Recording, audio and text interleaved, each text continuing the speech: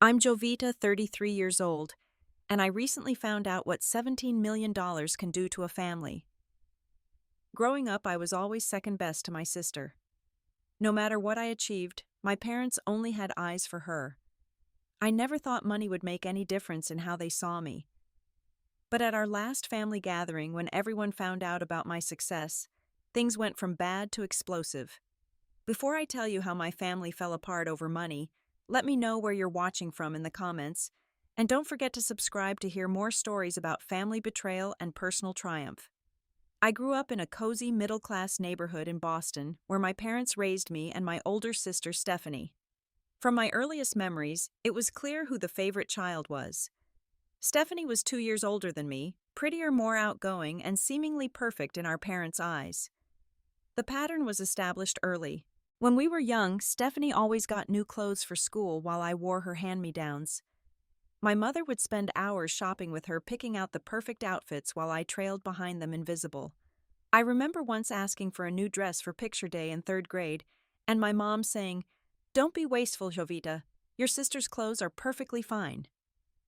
The favoritism extended beyond material things. My parents attended every single one of Stephanie's soccer games and dance recitals, but frequently missed my events. When I won first place in the sixth grade science fair, neither of them showed up because Stephanie had a minor cold that day. I stood alone next to my project on alternative energy sources as other parents congratulated their children. Our academic achievements were measured on entirely different scales. Stephanie would bring home B grades, and our parents would celebrate by taking us all out for ice cream. "Look how hard she's trying," they'd say. Meanwhile, my straight A's were met with casual nods and comments like, "That's what we expect from you anyway." I tried everything to win their approval. I joined multiple clubs, took advanced classes, volunteered at the local shelter, anything to make them notice me. But nothing ever measured up to whatever Stephanie was doing. My grandmother was the only one who seemed to notice the unequal treatment. During her visits, she would take me aside and tell me how proud she was of me. "You're special, Jovita," she'd whisper. "Don't you ever forget it." Those moments with her were precious islands of validation in an ocean of indifference. As the years passed, I learned to rely on myself. I stopped looking for my parents' approval and focused on building my own path. I developed independence early, teaching myself new skills and finding mentors outside my family. My self-reliance became my greatest strength, though I didn't realize it then. My parents weren't cruel people. They were hardworking and provided for our needs. My father was an accountant who worked long hours, and my mother taught elementary school. They simply had a blind spot when it came to balancing their attention and affection between their daughters. By the time high school graduation rolled around, I'd been accepted to MIT on a partial scholarship, an achievement that should have been celebrated. Instead, the entire graduation dinner conversation centered around Stephanie's plans for her sophomore year at Boston College, where our parents had paid full tuition. When my father finally toasted to my achievement, his words were, "And good job to Jovita for getting that scholarship. That'll save us some money." I smiled and thanked him, but inside a door closed. I knew then that I would need to build my own life separate from the shadow of my sister. College became my escape. At MIT, surrounded by other driven students, I finally found a place where my achievements were recognized on their own merit. While Stephanie enjoyed her fully funded college experience complete with a new car from our parents, I worked part-time at the campus tech support center to cover expenses my scholarship didn't. The contrast between our lives couldn't have been more stark. My sister posted photos of sorority parties and spring break trips on social media, all financed by our parents. Meanwhile, I was pulling all-nighters, splitting my time between challenging coursework and my job. It was during my sophomore year that I discovered my true talent for software development. What started as an elective course quickly became my passion. I had a natural intuition for coding that impressed even my professors. The logical, creative problem-solving spoke to something deep within me. Professor Jackson noticed my potential during a hackathon where I built a primitive version of what would later become my breakthrough app. "Jovita, you have a gift," he told me after reviewing my work. This concept could be something big if you develop it further. He became the mentor I'd never had, encouraging me to push beyond classroom assignments and think about real-world applications. Under his guidance, I began working on a music recommendation algorithm that incorporated emotional responses and situational awareness, something no other app on the market was doing at the time. During my senior year, I dedicated every spare moment to developing my app. While other students were enjoying their final college experiences, I was coding in the computer lab until security kicked me out at night. My roommate Diana was one of the few people who understood my vision. "You're going to change how people experience music," she'd say when I explained new features. When graduation day came, I received highest honors. My parents attended the ceremony but spent most of the time talking about how Stephanie had just gotten engaged to her boyfriend Thomas, a business school graduate with excellent prospects. My achievement was once again overshadowed. After graduation, I took an entry-level position at a tech company to pay the bills, but my real work happened after hours. For 2 years, I lived a double-life corporate programmer by day and startup founder by night. My apartment became a makeshift office with whiteboards covering every wall and sticky notes mapping out user experiences. Marcus, a fellow developer I met at a coding conference, joined me on the project. He believed in my vision enough to work for equity rather than a salary. "This algorithm is revolutionary, Jovita," he'd say as we tested new versions. "No one else is approaching music this way." The work was exhausting, but exhilarating. Every improvement in the code, every successful test of a new feature felt like a personal victory. I was building something that was entirely mine, unconnected to my family's expectations or comparisons. Just as we were preparing to launch our beta version, a representative from one of the largest tech companies in the world reached out after seeing our demo at a small developer showcase. "We'd like to discuss your app," the email said. "Are you open to acquisition talks?" My heart raced as I read those words. After years of being overlooked, someone was finally recognizing my work's value. The acquisition meeting remains one of the most surreal experiences of my life. There I was, 25 years old, sitting across from executives from a major tech corporation as they discussed purchasing my creation. "Your emotional response algorithm is years ahead of anything we've seen," the head of acquisitions said. "We believe this technology could revolutionize our music platform." The initial offer was $3.5 million. When the number was first mentioned, I struggled to maintain my composure. That was more money than I'd ever imagined having. Marcus kicked me under the table to keep me from accepting immediately, and the negotiations continued for weeks. The final agreement came to $5 million plus stock options and a consulting position with the company. When I signed the papers, my hands trembled slightly. In that moment, the years of being overlooked and undervalued seemed to fade away. My work, my talent, had been recognized in the most tangible way possible.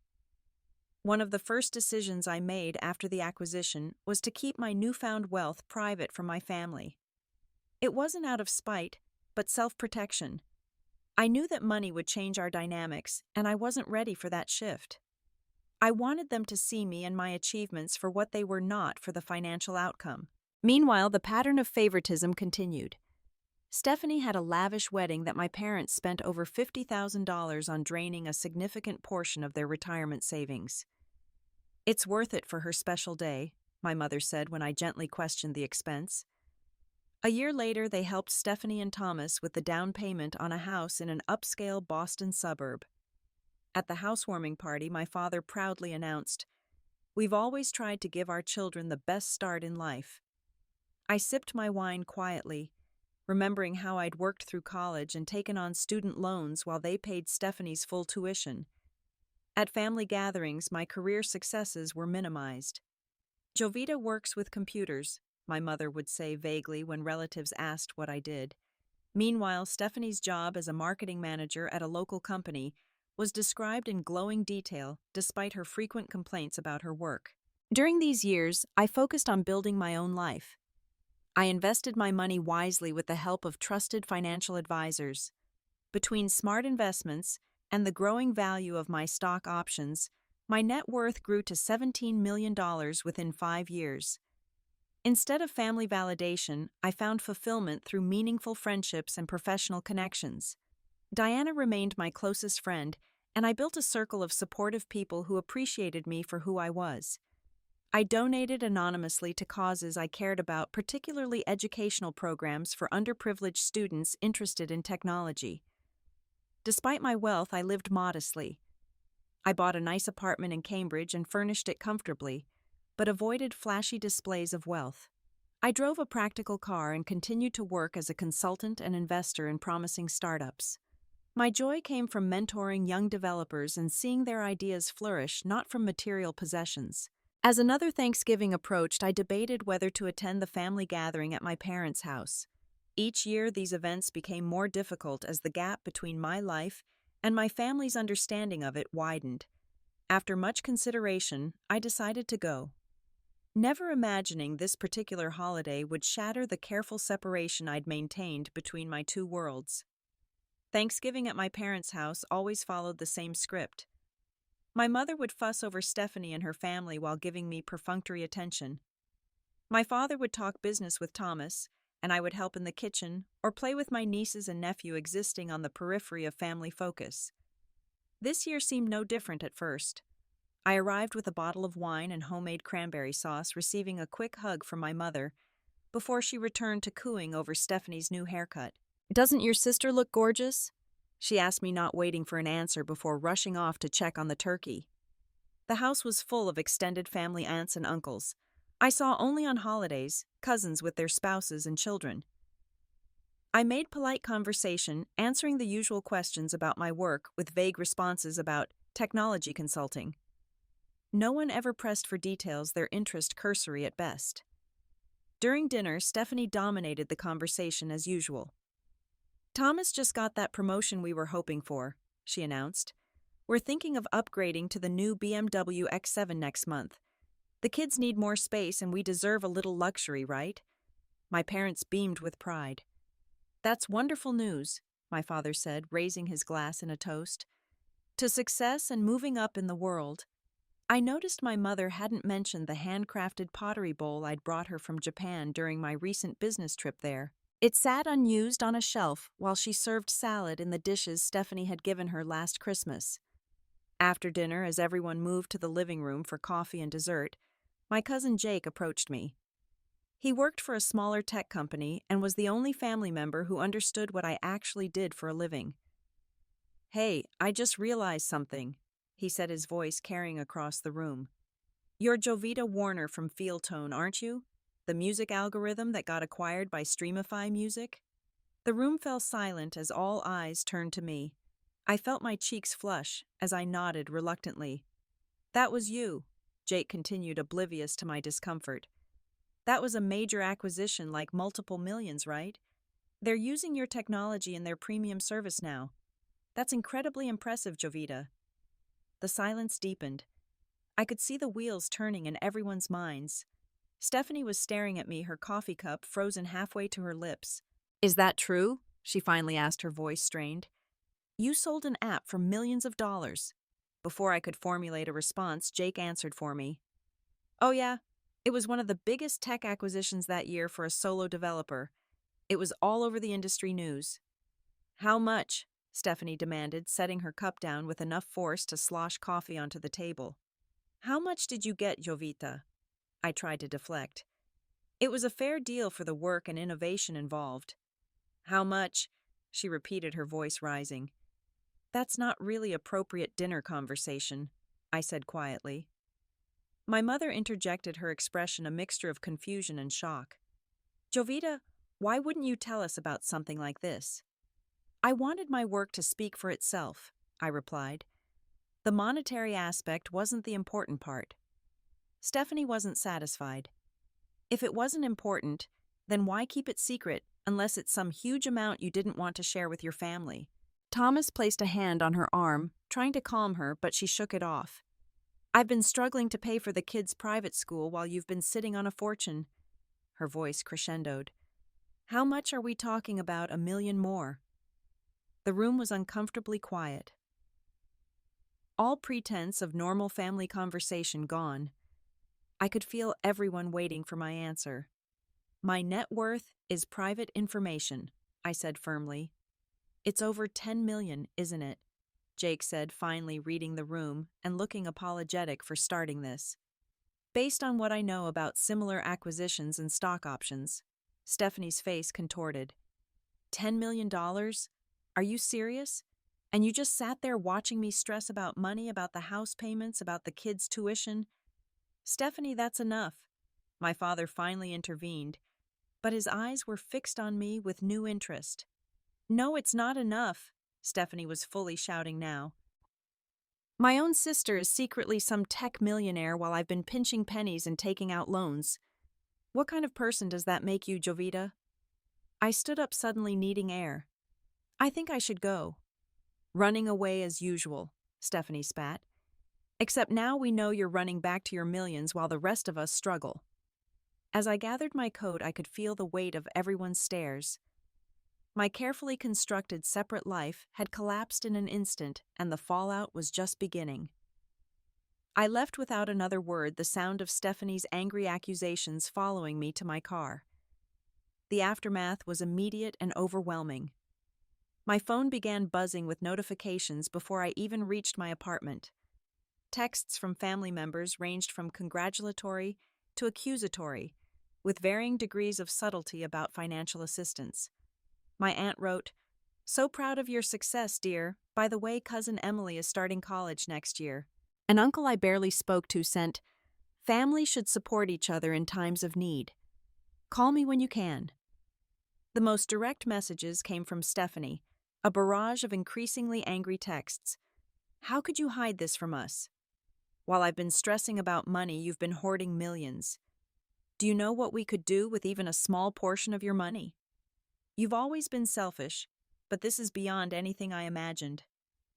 I turned off my phone that night, needing space to process what had happened. But the next morning, the buzzer to my apartment rang incessantly until I answered. Stephanie stood at my door, her expression a mixture of anger and determination. I reluctantly let her in, hoping we could have a rational conversation. "Nice place," she said, looking around my apartment with new eyes. "Seems modest for someone worth over $10 million. What do you want, Stephanie?" I asked directly. "I want what's fair," she replied, sitting down uninvited on my couch. "We're family, Jovita. Family takes care of each other." What followed was a list of family support. She expected private school tuition for her 3 children, funds for a house renovation paying off their car loans and credit card debt, and a family vacation fund for annual trips. "These aren't unreasonable requests," she insisted. "It's nothing to you with your kind of money." I tried to explain that my financial success came from years of hard work and sacrifice, but she cut me off. "Spare me the self-made millionaire speech," she snapped. "You got lucky with an app. Now you can help your family who's been there for you all along." The irony of her claim that they'd been there for me wasn't lost on me, but before I could respond, my phone rang. It was our parents. "Jovita," my mother began without greeting, "we need to talk about this situation. Your father and I think you should help out the family now that we know you can afford it." "Have you spoken to Stephanie already?" I asked, though I knew the answer. "She's very upset," my mother replied, "and reasonably so. We're your family, and families share their good fortune." It was remarkable how quickly I'd gone from being the less important daughter to the family's potential financial savior. The sudden interest in my life felt hollow and painful. Over the next weeks, the pressure intensified. Stephanie began spreading stories to extended family about my selfishness and abandonment of family values. Several relatives reached out to mediate, which inevitably meant convincing me to give Stephanie money. Through a mutual friend, I learned that Stephanie and Thomas were actually deeply in debt from overspending and poor financial decisions. The struggling to make ends meet narrative was partially self-created through their lifestyle choices. Meanwhile, my parents took Stephanie's side entirely. My father called with investment advice that always led to suggestions about how I could liquidate assets to help my sister. My mother became emotional, asking if I even cared about family anymore. The situation was affecting my work and well-being. I found myself avoiding calls and withdrawing from family completely. I sought advice from my old mentor, Professor Jackson, and close friends who had no stake in my finances. "You earned this through your own talent and hard work," Diana reminded me over coffee. "Your family never supported your journey to get here. You don't owe them your success." After much reflection, I decided to stand firm against the financial manipulation while offering one last chance for an honest family conversation. I arranged to meet my parents and Stephanie at a neutral location, a private room at a downtown restaurant. I arrived early, setting out folders containing documentation of my journey from early app development through the acquisition and subsequent investments. I wanted them to understand that my success wasn't overnight or accidental, but the result of years of dedicated work. When they arrived, the atmosphere was tense. Stephanie immediately noticed the folders. "What's all this legal documents to share your wealth?" she asked with a sarcastic edge. "No," I replied calmly. "It's the story of how I built my company and my life, one that none of you ever showed interest in knowing." For the next hour, I walked them through my journey, showing them the years of development, the nights spent coding the rejection letters before the final success. I explained how I'd lived on ramen noodles and worked 60-hour weeks while building my app. "While you were planning your wedding, Stephanie, I was sleeping 4 hours a night trying to fix coding issues," I said. "When you were buying your house with Mom and Dad's help, I was negotiating the biggest deal of my life completely on my own." Then I shifted to the emotional core of the matter. "My entire childhood, I was second best," I said, looking directly at my parents. "Every achievement was overlooked, every need considered less important than Stephanie's." I listed specific memories, the missed recitals, the forgotten birthdays, the dismissal of my accomplishments. As I spoke, I saw my mother's eyes widen with recognition, and my father's posture change. "I never kept my success a secret out of spite," I continued. "I kept it private because I wanted to be valued for who I am, not what I have.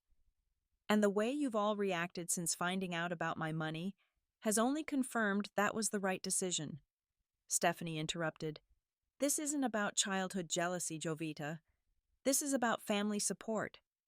"Is it?" I asked. "Because it feels like it's about what you can get from me now that you know I have something you want. You never cared about my work or my life before." "That's not fair," my mother protested weakly. "Isn't it?" I pulled out photos of family events where I was literally on the sidelines, text messages I'd sent about career milestones that received minimal responses, birthday cards with generic messages, while Stephanie's were personal and effusive. "I'm not here to punish you," I said finally. "I'm here to establish the truth and set boundaries. I won't be giving handouts to make up for poor financial decisions. I won't be treated like a bank rather than a daughter or sister." I offered to pay for family counseling if they were willing to work on our relationship honestly. I also explained that I had set up education funds for Stephanie's children, but that the money would go directly to their colleges, not through their parents. "That's it." Stephanie stood up, her face flushed. "After all the advantages you've had, that's all you're offering." The irony of her claiming I'd had advantages was not lost on anyone in the room. "What advantages exactly?" I asked quietly. She faltered momentarily before doubling down. "You've always been the smart one, the one who had everything come easily." "Nothing came easily, Stephanie. I worked for everything I have while watching you receive endless support and encouragement that I never got." My father looked uncomfortable. "Perhaps we haven't always been entirely even-handed," he admitted reluctantly. Stephanie wasn't having it. "So now I'm being punished because you think Mom and Dad liked me better. This is childish, Jovita." "No, this is me finally standing up for myself and refusing to be used," I replied. "I love you all, but I won't participate in an unhealthy dynamic anymore." Stephanie grabbed her purse and stormed out, leaving my parents sitting there looking torn between following her and continuing our conversation. "She's upset," my mother said weakly. "She's always upset when she doesn't get what she wants," I pointed out. "And you've always catered to that at my expense." They didn't deny it, which was perhaps the most honest moment we'd shared in years. The meeting ended without resolution, but as I walked away, I felt stronger than I had in weeks. For the first time, I had spoken my truth without apology, and it was liberating despite the pain. I decided to take a month-long trip abroad, something I'd been wanting to do for work and personal growth. The distance would give us all space to reflect on what had happened and what might come next. When I returned from my trip through Southeast Asia, I felt renewed and clear-eyed about my priorities. The distance had given me perspective on my family situation and my own needs. One of my first actions was to find a therapist specializing in family dynamics. Dr. Harper helped me understand that my childhood experiences had shaped my self-worth and relationship patterns in ways I hadn't fully recognized. Through our weekly sessions, I began to process the deep hurt of being the less favored child and learned to validate my own achievements without external approval. I maintained limited contact with my immediate family during these months. When they called or texted, I responded politely but briefly, establishing a new pattern of interaction that protected my emotional well-being. Surprisingly, it was Stephanie's husband Thomas who reached out first in a meaningful way. He called me about 3 months after the confrontation. "Jovita, I wanted to apologize for how things went down," he said. "Stephanie was out of line, and honestly, we've had some serious talks since then about our finances and expectations." He explained them they'd been forced to look at their spending habits and had started working with a financial advisor. "It was a wake-up call we probably needed," he admitted. A week later, Stephanie sent a text that was as close to an apology as I expected from her. "I've been thinking about what you said. Maybe I did overreact. We should talk sometime." When we finally met for coffee, her apology was somewhat half-hearted, but I could see she was making an effort. "I still think families should help each other," she said. "But Thomas pointed out that we never really showed interest in your work until we found out it was worth something. That wasn't fair." It wasn't a complete acknowledgement, but it was a start. My parents took longer to come around. After several strained phone calls, my mother suggested we meet for lunch, just the two of us. Over soup and sandwiches, she finally broached the subject. "I've been thinking about what you said," she began hesitantly, "about how we treated you and Stephanie differently. And," I prompted when she fell silent, "I never meant to make you feel less loved." She said, her eyes welling with tears. "But looking back, I can see how our actions might have seemed that way." It wasn't a full admission, but it opened the door to more honest conversations. Over the following months, my father also began to acknowledge the pattern of favoritism, though he struggled more with accepting responsibility for it. "We always thought you were more independent, that you didn't need as much from us," he explained during one of our talks. "Stephanie seemed to need more attention, more help." "Children shouldn't have to prove they need love and support," I replied. "It should be given equally." He nodded slowly, considering my words.